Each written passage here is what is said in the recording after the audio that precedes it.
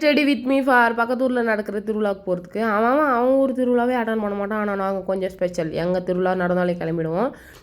இந்த ட்ரெஸ்ஸு வந்து பார்த்திங்கன்னா ரீசெண்டாக ஃப்ளிப்கார்ட்டில் ஆர்டர் பண்ணியிருந்தேன். 485 ருபீஸ் இது.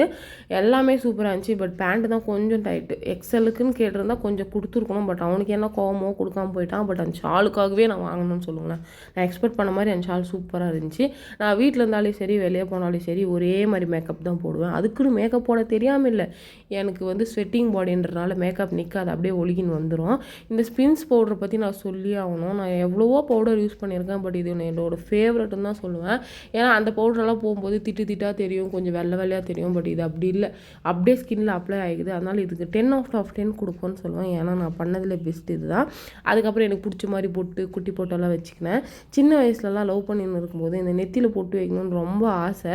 பட் ஒரு கடமை இல்லை கல்யாணம் ஆனதுக்கப்புறம் தான் வைக்கணும்னு சொல்லிட்டு பக்கத்தில் இருக்கிற ஃப்ரெண்ட்ஸ் எல்லாம் அவங்க ஆசைக்காக வச்சு பார்க்குவாங்க ஸ்கூலுக்கு குங்குமம் எடுத்துகிட்டு.